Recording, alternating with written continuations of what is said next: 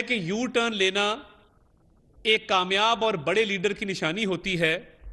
تم اس کو you turn کہو، تم اس کو اباؤٹ ٹرن کہو، تم اس کو راؤنڈ اباؤٹ کہو، مگر حقیقت یہی ہے کہ تمہاری سیاست جھوٹ پر اور منافقت پر مبنی ہے.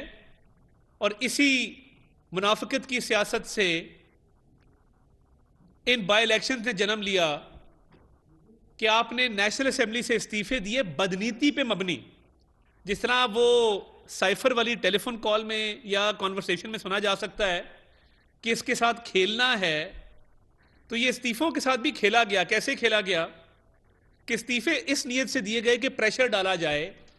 حقیقتاً انتخابات لڑنے کا ارادہ نہیں تھا اور اسمبلی میں واپس جانے کا ارادہ تھا. وہ تو جب حکومت نے اور حکومتی اتحاد نے 9 استعفے منظور کر لیے تو ایک صاحب شکور شاد صاحب جا کے سٹے لے آئے. قرم ایجنسی والے بھی آ کے کورٹ سے رجوع کیا اور الیکشن لڑنے کو تیار نہیں تھے، کیونکہ وہ نہیں تھے چاہتے کہ عمران خان ان کی سیٹ پر الیکشن لڑے. اب باقی جگہ جو صورتحال ہے کہ آپ قوم کا وقت اور پیسہ ضائع کر رہے ہیں. آج عمران خان کو ووٹ ڈالنے کا مطلب ہے ووٹ کو ردی کی ٹوکری میں ڈال دینا، کیونکہ عمران خان میاں والی کی جس سیٹ سے منتخب ہیں اس وقت وہاں سے ان کا استعفیٰ منظور نہیں ہے. یعنی وہ آج بھی رکن قومی اسمبلی ہیں اور استعفیٰ منظور جب تک نہ ہو آپ قومی اسمبلی کے رکن رہتے ہیں. تو اب ان 7 حلقوں میں، قومی اسمبلی کے 7 حلقوں میں جہاں آج انتخاب ہو رہا ہے اور عمران خان صاحب وہاں پہ کنٹیسٹ کر رہے ہیں، جو بھی لوگ ان کو ووٹ ڈالیں گے، اگر فرض کریں، جس کا امکان کم ہے ویسے تو، اگر عمران خان صاحب کامیاب ہو جاتے ہیں تو ادھر دوبارہ بائی الیکشن ہوگا، کیونکہ عمران خان صاحب آلریڈی ایم این اے ہیں. اب قوم کا اس وقت جب سیلاب چل رہے ہیں، جب مشکلات کا سامنا ہے تو اس وقت بائی الیکشنز پر پیسہ ضائع کروانے کا مقصد کیا ہے؟ یہ ہوتی ہے انا پرستی، یہ ہوتا ہے تکبر. اور تکبر اس بات کا ہے کہ میں یہاں پہ امیدوار نہیں اتاروں گا، میں خود کھڑا ہوں گا. اب حقیقت تو یہ ہے کہ ان کے امیدواروں نے بھی جو ان سیٹوں سے پچھلے 2018 کے الیکشن میں منتخب ہوئے تھے، انہوں نے اس طرح زور نہیں لگایا جس طرح اپنے لیے زور لگایا جاتا ہے. کیونکہ لوگ یہ سوال کرتے ہیں کہ ہم اگر باہر نکلیں اور باہر نکل کر ووٹ کاسٹ کریں تو اس کا کیا فائدہ ہوگا؟ اس کا کوئی فائدہ نہیں ہوگا، کیونکہ ادھر دوبارہ انتخاب ہوگا. تو اس وجہ سے اس سیاسی حکمت عملی کو میں سمجھتا ہوں کہ یہ ایک فیلڈ اسٹریٹجی ہے، ناکام حکمت عملی ہے کہ ایک سٹنگ ایم این اے 8 جگہ پہ الیکشن لڑنے خود میدان میں اتر آئے، جہاں پہ، اور یہی وجہ ہے لو ٹرن آؤٹ کی. ہمارے لوگوں نے جہاں جہاں ٹرانسپورٹ کا ارینجمنٹ کیا ہے، جہاں جہاں دھڑے کی سیاست ہے، جہاں جہاں لوگوں کو موٹیویٹ کیا ہے، لوگ نکل رہے ہیں.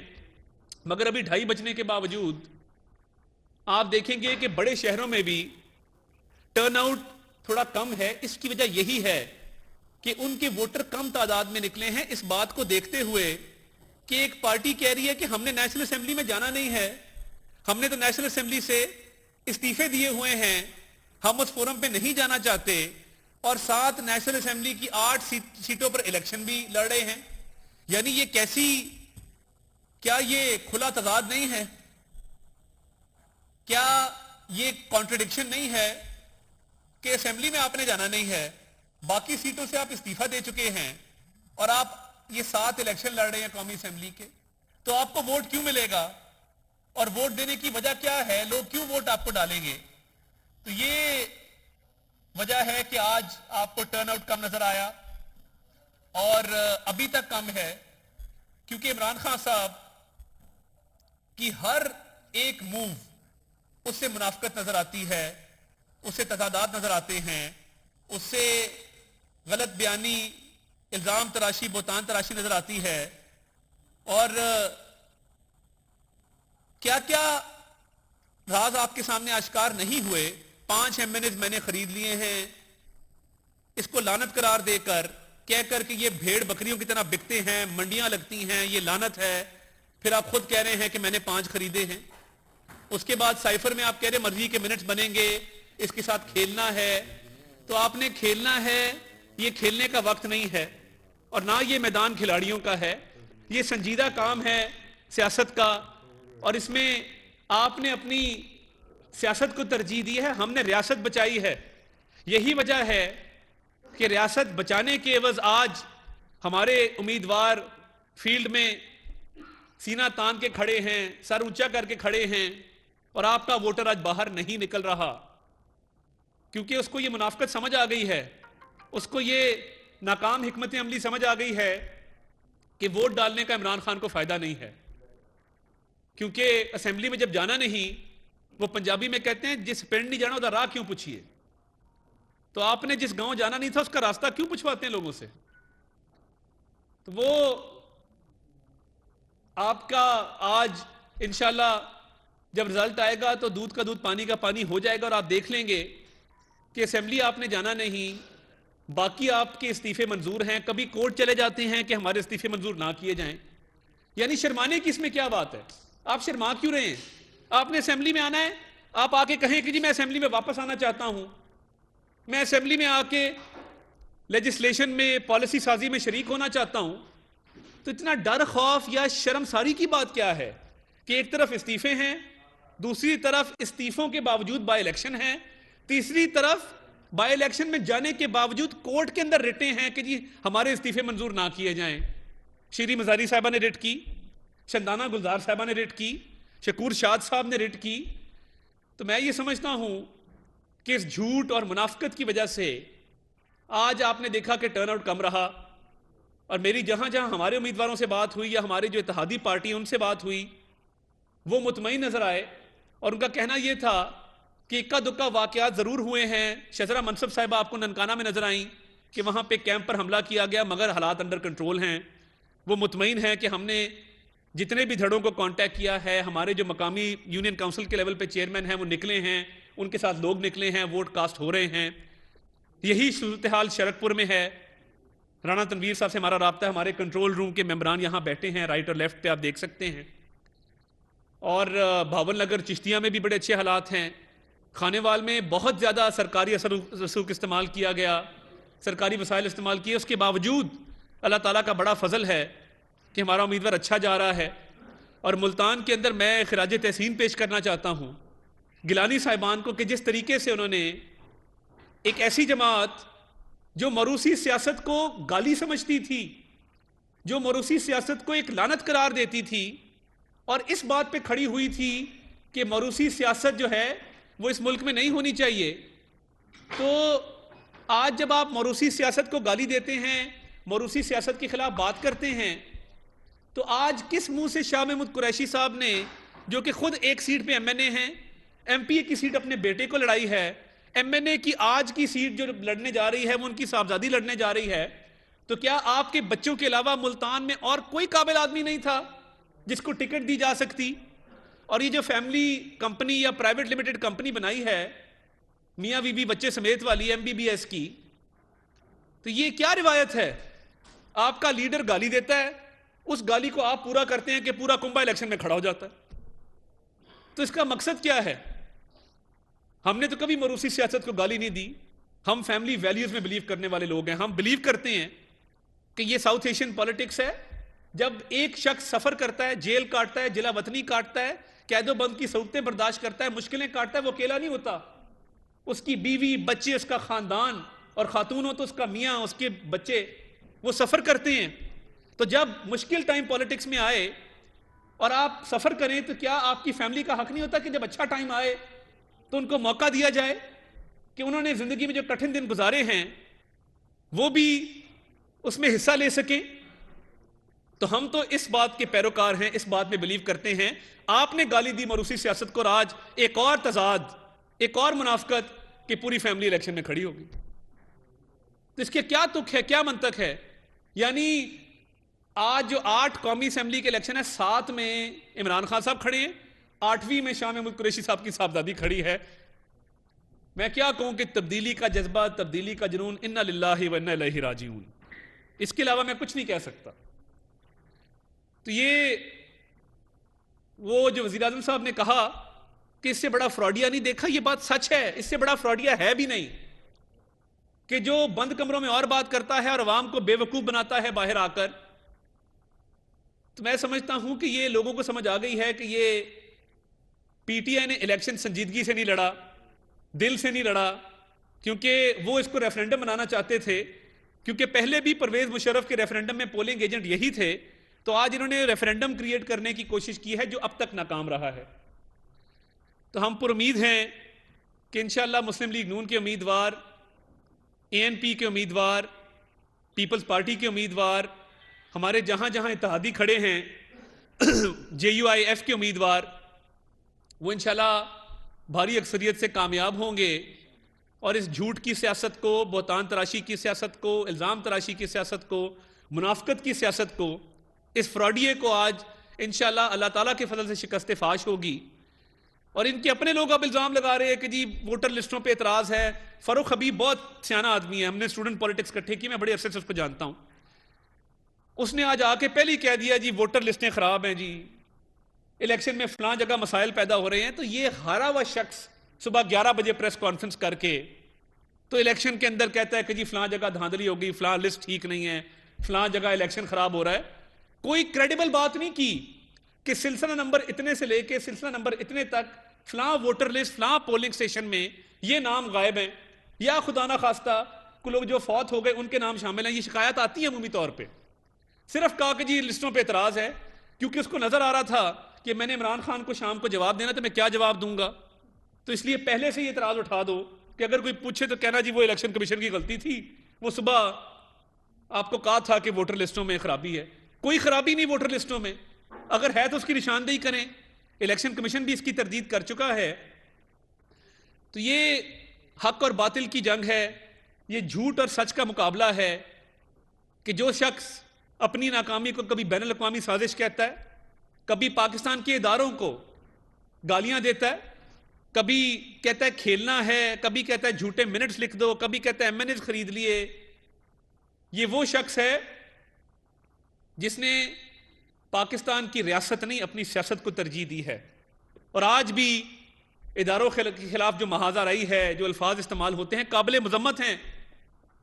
وہ ادارے جو پاکستان کی سرحدوں کے محافظ ہیں، وہ ادارے جو پاکستان کی آئین کی بالادستی کے لیے کام کرتے ہیں، آپ فوج کو بھی گالیاں دیتے ہیں، عدلیہ کو بھی دیتے ہیں، اور آپ کو شرم بھی نہیں آتی کہ آپ کے اپنے کرتوت کیا ہیں. یعنی فرا گوگی آج بھی دبئی میں ہے. آپ نے پاکستان کی عزت کا خیال نہ کیا، گھڑیاں بیچ دیں. آپ نے بی آر ٹی پشاور میں جو کیا سب کے سامنے ہے. 190 بلین پاؤنڈ کا جو ڈاکہ مارا وہ سب کے سامنے ہے. فورن فنڈنگ کا کیس سب کے سامنے ہے. اب اس کی تحقیقات ہو رہی ہیں، اس میں گرفتاریاں بھی ہو رہی ہیں، پرچے بھی ہو رہے ہیں. تو آپ نے جو عارف نقوی سے پیسے منگوائے تھے، اس میں آپ کا کیا، اس کا جواز کیا ہے، اور اس میں آپ کے پاس کیا جسٹیفیکیشن ہے کہ ایک کنوکٹڈ کرمنل ہے جو باہر جیل میں ہے، امریکہ میں وانٹڈ ہے، یو کے میں گرفتار ہے، وہ آپ کے اکاؤنٹ میں ملینز آف پاؤنڈز بھیج رہا ہے. کیوں بھیج رہا ہے؟ اور وہ ووٹون کرکٹ کلب سے جو پیسے آئے ہیں اور آپ نے ذاتی استعمال میں آپ لے کے آئے ہیں اور آپ نے ڈکلیئر نہیں کیے ہوئے، توشہ خانہ کے آپ نے پیسے گفٹ بیچ کے ڈکلیئر نہیں کیے ہوئے، تو یہ ساری باتیں کیا اس کی ذمہ دار اسٹیبلشمنٹ ہے؟ اسٹیبلشمنٹ نے آپ کو کہا تھا کہ گوگی چوریاں کرے، یہاں پہ گوگی ڈاکے ڈالے.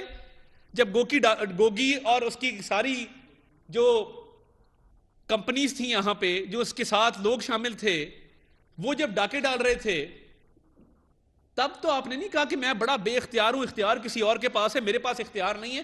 آپ کے پاس اگر اختیار نہ ہوتا تو گوگی ایک پائی کا ڈاکہ نہیں مار سکتی تھی اس ملک کے اندر. آپ کے پاس اختیار تھا، آپ کے پاس اقتدار تھا، تو آپ نے گوگی کو یہ ڈاکے مروائے ہیں، آپ نے پیسے کمائے ہیں، آپ نے فراڈ کیے ہیں، آپ نے غبن کیے ہیں، آپ نے باہر سے انلیگل پیسے منگوائے ہیں، آپ نے آٹا، چینی، بی آر ٹی، کیا کس کس سکینڈل کا میں نام لوں، یہ اقتدار کے بغیر ہی سارے پیسے کما لیے. اقتدار کا اس سے کوئی لینا دینا نہیں تھا کہ میرے پاس اختیار نہیں تھا. یہ نیا جھوٹ سن لیں، اختیار کسی اور کا تھا، میں تو صرف ڈمی تھا. تو بھئی گھر چلے جاتے. اور ابھی بھی ڈیمانڈ ہے کہ الیکشن کال کیے جائیں. میں چیلنج کرتا ہوں آپ آج پنجاب کی اور خیبر پختونخوا کی اسمبلی توڑ دیں, کل الیکشن ہو جائے گا. یہ کون سا مشکل کام ہے؟ خود خوف میں مبتلا ہیں, ڈر میں مبتلا ہیں کہ پنجاب میں بھی حکومت کرنی ہے کیونکہ ہیلی کاپٹر پہ سیروں کا بہت مزہ آتا ہے. پنجاب کا ہیلی کاپٹر جلسوں میں استعمال ہو رہا ہے. تو یہ الیکشن کی اگر ان کی ڈیمانڈ ہے تو یہ ان کو چاہیے نا کہ خیبر پختونخوا کی اور پنجاب کی حکومت ڈیزالو کر دیں, خود ہی الیکشن ہو جائے گا. مگر یہ منافقت ہے جس وجہ سے آج آدھی اسمبلیوں سے استعفے ہیں, آدھیوں میں بیٹھے ہیں, الیکشن کا مطالبہ ہے, لڑ ضمنی رہے ہیں, ٹرن آؤٹ ہے نہیں. تو یہ اقتدار بھی آپ کا تھا, اختیار بھی آپ کا تھا, لوٹ مار بھی آپ نے کی ہے, اور جواب دہ بھی آپ ہی کو ہونا پڑے گا انشاءاللہ. لوگوں کے ساتھ مذاق اور قبضہ گروپ جو ہے جی قبضہ گروپ کے بارے میں اور قبضے دیکھیں, یہ جو قبضہ گروپ ہیں اور جس طرح یہ آپ بھی بات کر رہے ہیں, ہر جگہ قبضے ہو رہے ہیں, زمینداروں سے زمینیں چھین رہے ہیں. ابھی لاہور میں ایک واقعہ ہوا ہے, ادھر پولیس نے معاونت کی ہے, ہفتے والے دن جا کے ایک پلازا گرا دیا. اب اس پہ قبضہ کرنے کی پولیس کے ذریعے کوشش کی جا رہی ہے. اور مجھے پتہ ہے اس بات کا, مونس علائی صاحب نے 2 میٹنگز کی ہیں جس میں ایس پی ماڈل ٹاؤن موجود تھے, جس میں ایل ڈی اے کے آفیشل موجود تھے. تو کیا مونس علائی کا کام ہے اینٹی انکروچمنٹ کرنا؟ اگر فرض کریں اینٹی انکروچمنٹ ہے بھی, کیا یہ فیصلے مجاز اتھارٹی کو نہیں کرنے چاہیے؟ ہوتا یہ ہے کہ کوئی بندہ آتا ہے, وہ کہتا ہے جی اس پہ میرا قبضہ کرا دیں, اتنا کمیشن آپ لے لیں. تو یہ اس طرح معاملہ چلے گا نہیں.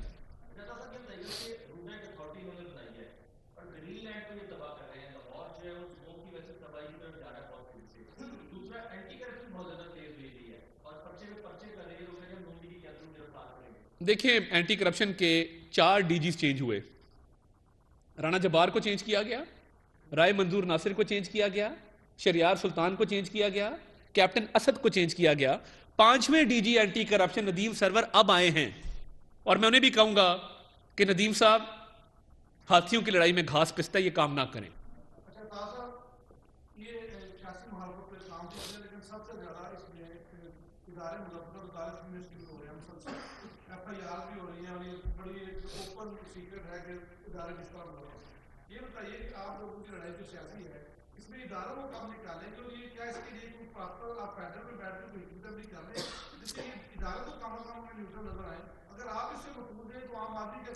دیکھیں, بات یہ ہے کہ جو تحقیقاتی ادارے نا, میں اس طرح پہلے بات کر لوں, ایف آئی اے ہو گیا, اینٹی کرپشن ہو گئی, ایل ڈی اے ہو گیا, اس طرح کے جو ادارے, میں پہلے ان کی بات کروں. ہمارے پہ اس وقت الزام کیا ہے کہ جی آپ خان صاحب پہ ایف آئی آر نہیں دیتے, آپ خان صاحب کو گرفتار نہیں کرتے, آپ ان کی پارٹی کے لوگوں کو گرفتار نہیں کرتے. کیونکہ ہمارے بھی اور ان میں فرق ہے.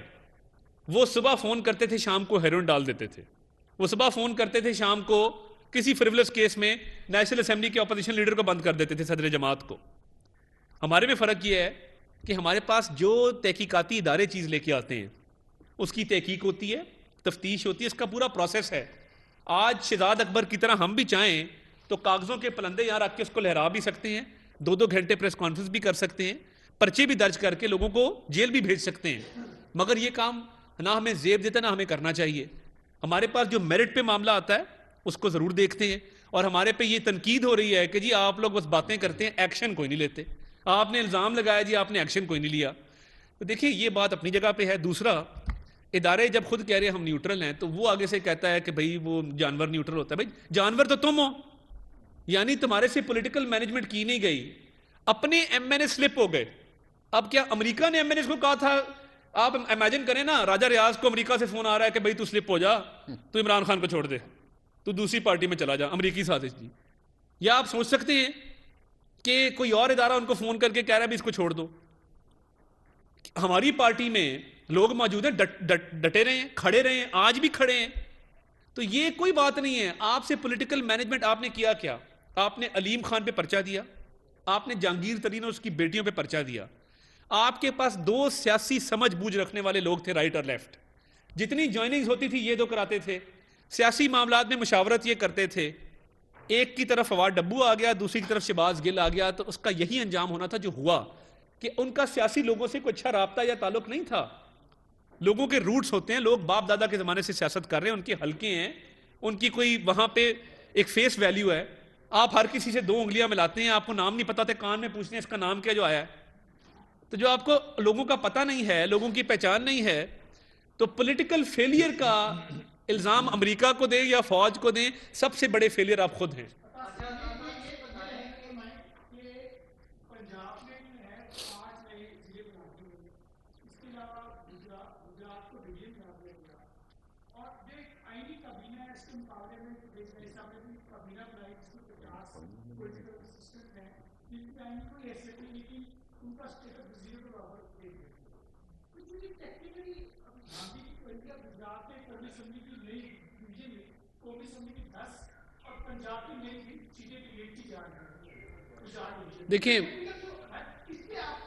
دیکھیں نہیں، میں اس پہ ضرور بات کرنا چاہتا ہوں.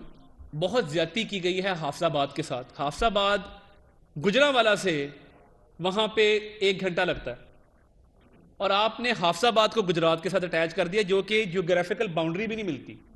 اب میری اپنی تحصیل وزیر آباد ہے، میرا وزیر آباد سے تعلق ہے، ہم وہاں سے الیکشن بھی لڑتے ہیں. میرا چھوٹا بھائی وزیر آباد سے ایم پی اے بھی ہے، ہمارا گاؤں بھی وزیر آباد میں ہے. وزیر آباد ضلع بننا چاہیے تھا، مگر ہمارا تعلق گجرانوالہ سے ہے. ہمیں گجرانوالہ 15 منٹ لگتے ہیں، گجرات ہمیں 50 منٹ لگتے ہیں.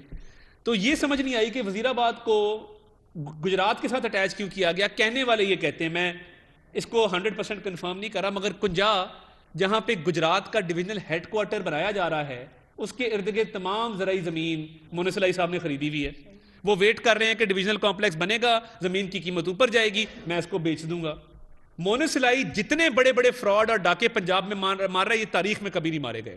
سیاہ ترین دور ہے کہ جس میں یہ شخص اپنے باپ کے اقتدار کو اس کا ناجائز استعمال کر رہا ہے. اور آپ چیک کر لیں کنجا میں کہ وہ ارد گرد زمین کس نے خریدی ہے، اس کے سارے فرنٹ مین وہاں بیٹھے ہیں. تو یہ ضلعوں کی تقسیم دیکھیں، جب ضلع بنتا ہے کیا ہوتا ہے، آپ ضلع کے وسائل دیکھتے ہیں، آپ اس کی سوائل ٹیسٹنگ کرتے ہیں، اس کو دیکھتے ہیں کتنے دریا لگتے ہیں، اس کے واٹر ریسورسز کیا ہیں، آپ R&D ریسرچ اینڈ ڈیولپمنٹ کی پوری سٹڈی کرتے ہیں، اور اس سٹڈی کے بعد ضلع کئی ہفتوں پر، مہینوں پر محیط سٹڈی کے بعد بنایا جاتا ہے. ادھر گجرات کی ضلع کونسل ہے، اور ضلع بنا دو. یہ تو کوئی طریقہ نہیں ہے نا کہ آپ ایک فون اٹھائیں. اور میں حیران ہوں کہ senior member board of revenue پڑھا لکھا افسر ہے، ٹھیک ٹھاک افسر ہے، وہ ذاتی غلام سے بھی بدتر اس وقت پرفارم کر رہے ہیں. اور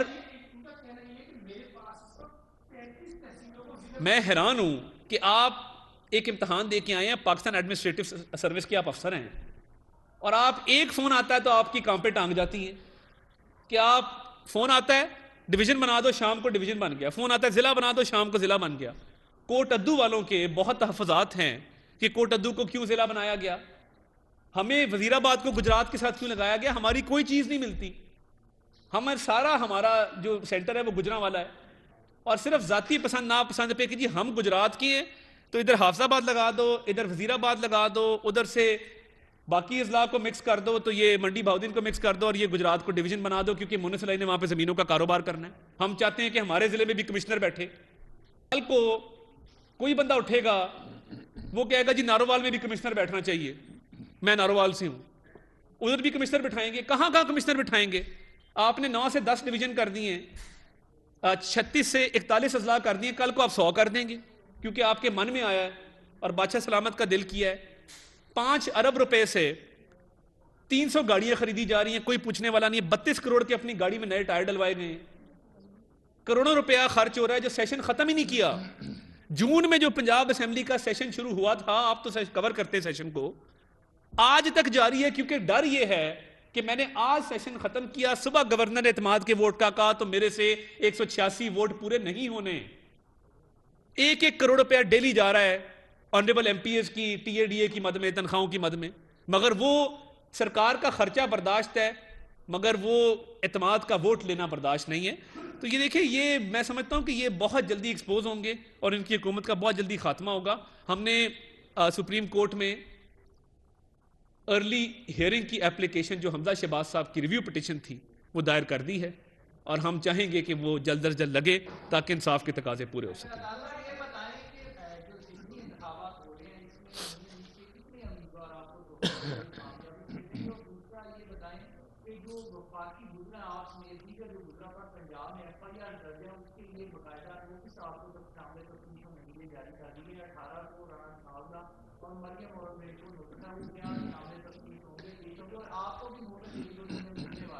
کیا پیش ہوں گے؟ اگر وہ گرفتاری کے لیے کورٹ میں مجسٹریٹ سے وارنٹ گرفتاری لیتے ہیں اس صورت میں کیا رائے ہے؟ دیکھیں رانا صاحب کے اریسٹ وارنٹ کو کورٹ نے اسٹرائک ڈاؤن کر دیا ہے. مشاورت کریں گے کہ انہوں نے شامل تفتیش ہونا ہے کہ نہیں ہونا. میرے پہ جو پرچہ تھا اور 12 MPS پہ ہم شامل تفتیش بھی ہوئے تھے. میں خود جا کے قلعہ گجر سنگھ میں پیش ہوا تھا. ہماری بیلیں کنفرم ہو گئی ہوئی ہیں. اس مقدمے میں آگے کوئی پیش رفت نہیں ہے. میں اپنا اسٹیٹمنٹ ریکارڈ کروا آیا ہوں. اب اگر کوئی جھوٹا مقدمہ بنانا چاہیں اور اب پتہ نہیں میرے خلاف کیا آتا ہے, کوئی ٹوٹی چوری کا کوئی اس طرح کا مقدمہ بنائیں کہ ضرور بنائیں, کیونکہ میرے بزرگوں کے بہت احسانات ہیں پرویز الہی پہ. ان پہ 2-3 دفعہ مشکل ٹائم آیا تھا, میں یہ باتیں کرتا نہیں ہوتا, مگر پرویز صاحب کو عادت ہے نا, کوئی MP کھڑا ہو یاد ہے تو اندر ہویا سی میں تیرے پروڈکشن آرڈر کیتے سی, تم فلاں جگہ پھنسے تھے, میں نے تمہارا فون کیا تھا. تو یہ 4-5 جگہ پھنسے تھے. ہمارے بزرگوں نے ان کی بڑی امداد اس وقت کی ہوئی ہے. تو میں ان سے توقع رکھتا ہوں کہ یہ جتنی انتقامیہ کارروائی کر سکتے ہیں کر لیں میرے خلاف, مگر انشاءاللہ وقت آئے گا کہ میں ان کے سامنے کھڑا ہوں گا اور ان کو ایکسپوز بھی کروں گا. اور یہ اقتدار سدا نہیں رہتا پرویز الہی کا, میں آپ کو بتا دوں, یہ اس کے دن گنے جا چکے ہیں. اور مقدمہ کرنا ہے کریں, پیش بھی ہوں گے, عدالتوں کے سامنے بھی کھڑے ہوں گے, جو یہ کر سکتے ہیں کر لیں انشاءاللہ. نہ ڈرنے والے ہیں, نہ جھکنے والے ہیں, نہ پیچھے ہٹنے والے ہیں. مریم اورنگزیب صاحبہ بالکل شامل تفتیش ہونا چاہتی ہیں, کل ان سے بات ہوئی تھی, اور ہو سکتا ہے اس کا امکان ہے کہ وہ شامل تفتیش ہو جائیں. مگر ایک اس طرح کا پرچہ اور ایک خاتون کو اس طرح بلانا, تو ٹھیک ہے ہم بھی علیمہ باجی کو نوٹس دے دیتے ہیں, بتائیں کہ جو انہوں نے باہر رقم بھیجی تھی ایمنیسٹی لی ہوئی ہے نا, تو آ کے بتائیں کہ جی وہ جو رقم بھیجی تھی اس کا منی ٹریل کدھر ہے. FBR نے جرمانہ کیا, سزا معاف نہیں ہوئی, جرم ختم نہیں ہوا. تو یہ کھیل کھیلنا ہے تو ہم بڑا اچھا کھیل سکتے ہیں. صاحب یہ بتائیے گا کہ CCTV لاہور ابھی تک جو ہے وہ اسلام آباد اور لاہور کے درمیان کہیں تو آپ بنا ہوا ہے اور اسے ریلیز نہیں کیا جا رہا ہے آپ کی طرف سے, تو اس سے فیڈرل گورنمنٹ کا کیا رائے ہے؟ دیکھیے اسٹیبلشمنٹ ڈویژن کی بڑی کلیئر پالیسی ہے. ایک شخص جس کی ٹرانسفر ہو گئی اور جس نے رپورٹ نہیں کیا, آپ فرض کریں کہ چلے غلام محمود ڈوگر نہ ہو, کوئی ڈپٹی سیکرٹری ادھر لگا ہوا, اس ڈپٹی سیکرٹری کو وفاق کہتا ہے کہ آپ اسٹیبلشمنٹ ڈویژن رپورٹ کریں, اور وہ رپورٹ نہیں کرتا, اس کا انجام کیا ہوتا؟ کوئی سپاہی آپ دیکھ لیں نا, آج ایک سپاہی کی لاہور سے ننکانہ ٹرانسفر ہو جاتی ہے, ننکانہ کا DPO کہتا ہے جی 2 مہینے ہو گئے تم نے رپورٹ نہیں کیا. تو پھر ہمارے پاس سفارشیں آتی ہیں بعد میں کہ میں نے ڈسمس کر دیتا گیا تو میں نے ذرا بحال کرا دوں. میں صرف ایک مثال آپ کو اس لیے دی کہ جب ایک سرکاری آرڈر کی تعمیل آپ نہیں کرتے تو آپ کے خلاف وہ مجاز اتھارٹی ایکشن لے سکتی ہے جس کی آپ نے حکم عدولی کی ہے اور جس کو آپ نے جواز کے بغیر آپ پیش نہیں ہوئے. تو اسٹیبلشمنٹ ڈویژن میرا خیال ہے اس پہ غور کر رہی ہے, اور 2012 کی ایک انکوائری بھی ہمیں موصول ہوئی ہے جس کے اندر میجر مبشر نے اور نجم سعید اس وقت کے چیئرمین CMIT نے انکوائری کی تھی کسی خاتون کی زمین پر قبضے کی, وہ اس کی بھی کوئی ری انکوائری وہ کر رہے ہیں. بہرحال وہ اسٹیبلشمنٹ ڈویژن جانے اور غلام محمود ڈوگر جانے. جی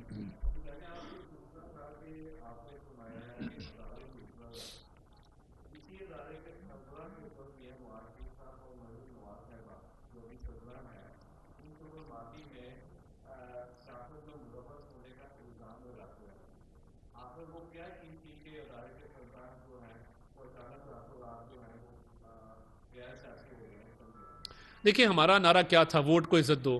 ووٹ کو عزت دو کا مطلب کیا ہے کہ ہر ادارہ اپنی آئینی حدود میں رہ کر کام کرے. ہم نے کبھی بھی ریڈ لائن کراس نہیں کی, کبھی بھی بد تہذیبی نہیں کی, کبھی بھی ایک لمٹ سے آگے جا کے criticism for the sake of criticism جو بے جا تنقید ہوتی ہے وہ نہیں کی. اور ہمارا ایک موقف تھا, ہم اس کو درست سمجھتے تھے کہ جی یہ موقف ہمارا ہے. جب ادارے کہہ رہے ہیں ہم خود نیوٹرل ہیں تو اس پہ نیوٹرل ہونے پہ تنقید تو نہیں بنتی. اب ہم کیا تنقید کریں, ایک ادارہ کہہ رہے ہیں ہم نیوٹرل ہیں, ہم کہیں نہیں آپ نہیں ہیں. تو میں نہیں سمجھتا کہ ہم نے کوئی سٹانس چینج کیا ہے. اب ادارہ جب کہہ رہا ہے کہ ہم نیوٹرل ہیں اور نیوٹرل کے لفظ استعمال ہوئے ہیں تو ہمیں قبول ہے, مگر اگر کسی اور کو وہ چپتا ہے نیوٹرل کا لفظ تو وہ جانے, ان کا کام جانے. اس سائڈ پہ لے لیں جی ذرا تھوڑا سا 2 سوال ادھر سے لینے پڑے.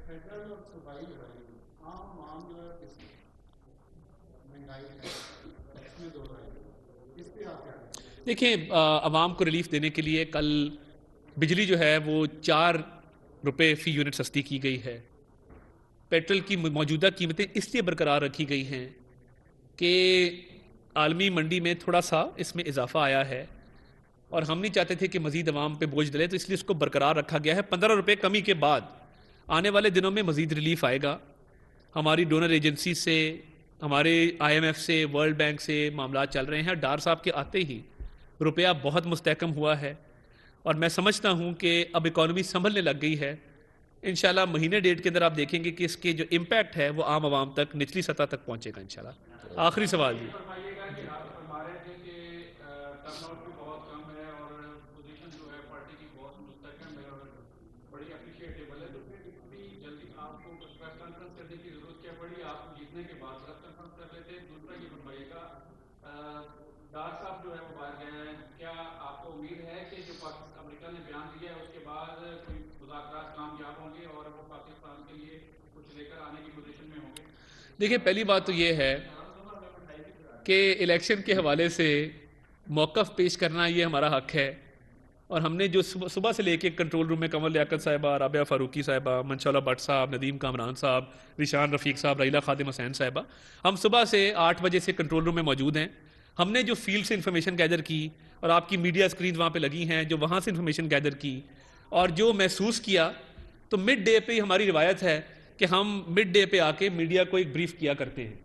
تو ہمارا اب تک کا جو احساسات تھے, جو اوپینین تھا, وہ ہم نے آپ کے سامنے رکھ دیا کہ ٹرن آؤٹ لو ہے. ٹرن آؤٹ لو ہونے کی وجہ بھی بتا دی, اپنی بھی پوزیشن بتا دی. اب اللہ کرے یہ رزلٹ میں ٹرانسلیٹ ہو, ہمیں امید بھی ہے, ہم یہ سمجھتے ہیں کہ یہ ہوگا, تو ایک رائے دینا ہمارا حق ہے, وہ ہم نے دے دی ہے. اور ڈار صاحب کی جہاں تک بات ہے, دیکھیے ڈار صاحب کا ایک وسیع تجربہ ہے معیشت کے حوالے سے, IMF سے ڈیلنگ کے حوالے سے, اور وہ ڈالر کو بھی قابو کرنا جانتے ہیں اللہ کے فضل سے. تو ڈار صاحب جب واپس آئیں گے تو ڈالر جو 1-2 روپے اوپر گیا یہ بھی نیچے مزید آئے گا انشاءاللہ. جی عارف ملک صاحب لاسٹ کوسچن. جی عدنان صاحب.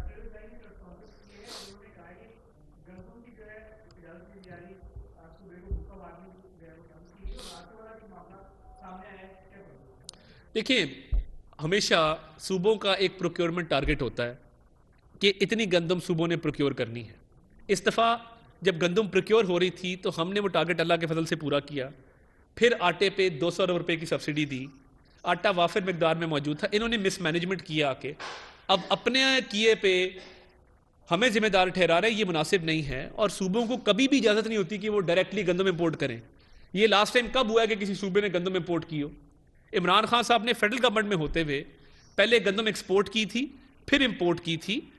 وفاقی حکومت اگر چاہے اور وہ یہ سمجھے کہ گندم کا شارٹیج ملک میں ہونے جا رہا ہے, تو یہ اس کا رائٹ ہے کانسٹیٹیوشن کے مطابق. 18ویں ترمیم میں کہیں امپورٹ ایکسپورٹ کا میں نے ذکر نہیں دیکھا. کل کو یہ کہیں گے جی ہمیں آپ یہاں پہ FBR بنا کے دیں, ہمیں کسٹم کا ڈپارٹمنٹ بنا کے دیں, ہم یہاں سے جو ہے وہ رضائیاں بیچنا چاہتے ہیں باہر گجرات سے بنوا کے. تو یہ تو مطلب خواہشیں تو لا محدود ہے نا. اب ایک بندہ آ کے بیٹھ کے وزارت اعلیٰ کی کرسی پہ اس لائق نہیں تھا مگر بیٹھ گیا ہے, وہ کل کو کہا گا جی میں نے گجرات سے رضائیاں ایکسپورٹ کرنی ہے. اب کیا کریں گے اس کا؟ یہ تو نہیں ہو سکتا نا کہ یہاں سے جہاز میں ڈالی اور وہاں پہ باہر بھیج دی. اس کا ایک سسٹم ہوتا ہے, یہ شاید سمجھتے نہیں ہیں سسٹمز کو کہ اس کی ایکسپورٹ امپورٹ کی باقاعدہ ایک پالیسی ہوتی ہے ملک کی, اس کے ڈپارٹمنٹس ہوتے ہیں. اس طرح من مانی آپ نہیں کر سکتے اس کے اندر. آخری سوال عارف ملک صاحب.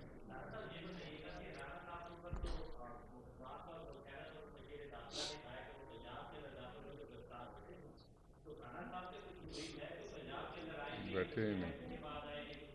رانا صاحب کل سے فیصلہ آباد میں موجود ہیں اور ان کا بھرپور استقبال ہوا ہے. پنجاب میں میں بھی پنجاب میں اللہ تعالیٰ کے فضل سے بیٹھا ہوں. تو ایک تو ان کے وارنٹ گرفتاری جو ہیں وہ منسوخ ہو چکے ہیں, اور دوسرا مشیر داخلہ کو چاہیے کوئی کیس بھی بتا دینا کہ جس میں ان کو گرفتاری اب ان کی چاہیے, کس کیس میں وہ مطلوب ہیں. تو یہ میں سمجھتا ہوں کہ یہ سوشل میڈیا پہ آ کے بڑکے مارنا, کہنا جی پنجاب میں انٹر نہیں ہونے دیں گے. پنجاب اللہ کی فضل سے یہ سب کا پنجاب ہے, کوئی ایک پارٹی کا پنجاب نہیں ہے. کسی کو کوئی روک نہیں سکتا اس کی حدود میں داخل ہونے سے. اور دیکھیے اگر یہ انہوں نے مہاجرائی بڑھائی تو پھر ٹھیک ہے, مشیر داخلہ کا بھی کوئی کیس نکل آئے گا, وہ بھی محفوظ نہیں رہیں گے, اور اس کے بعد پھر ریمانڈ لیتے پھریں. تو میں تو نیب میں بھی ان کے خلاف درخواست دوں گا اگر ایسا کوئی معاملہ ہوا. جی بہت شکریہ.